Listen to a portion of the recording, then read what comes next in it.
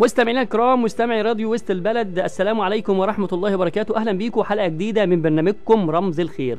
خلينا أفكركم تاني هدفنا من البرنامج إزاي نكون رموز للخير، ننفع وطننا مصر وننفع ديننا. النهاردة هبعت رسالة سريعة لشباب الفيسبوك، الشباب اللي قاعد على الانترنت وسواء كان قاعد على تويتر أو قاعد على الفيسبوك، خليك رمز الخير. يا ترى وانت لما يكون عندك أصدقاء كتير على صفحتك 1000 ولا 2000 أو أكتر، يا ترى المنشورات اللي حضرتك بتنشرها، هل المنشورات دي بتدل على فعل الخير، بتدل على الأعمال الكريمة والأعمال الكويسة، ولا دايما يبصوا لك ان انت رمز للأسف مش رمز الخير، رمز الحاجة تاني؟ احنا عايزين نقول بقى في رمضان، ويمكن انا عاجبني الفترة اللي انا بشوفها الأخيرة، كل الناس ما شاء الله حتى الموجودين عندي على الصفحة كل تفاعلاتهم حاجة إيجابية، تفاعلاتهم كلها على حاجات دينية، روحانيات عالية.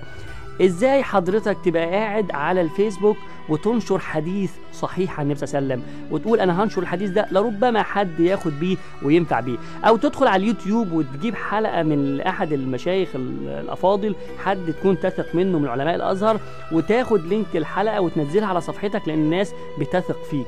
عايزك تكون رمز الخير على تويتر، رمز الخير في كل مكان، دايما تكون نشراتك او منشوراتك تعبر عن انك رمز الخير. ارجوكم يا شباب بلاش بقى ان احنا ننشر مواعيد المسلسلات اللي هي مش كويسة، او نعمل نشر لبعض الفضائح، او نعمل نشر لبعض الصور اللي هي غير مناسبة لشهر رمضان. خليك رمز الخير بالمنشورات اللي تعملها على الفيسبوك وعلى تويتر وعلى انستجرام، على كل حاجة من اللي هو الاعلام الالكتروني. خليك رمز الخير علشان يتحط في ميزان حسناتك.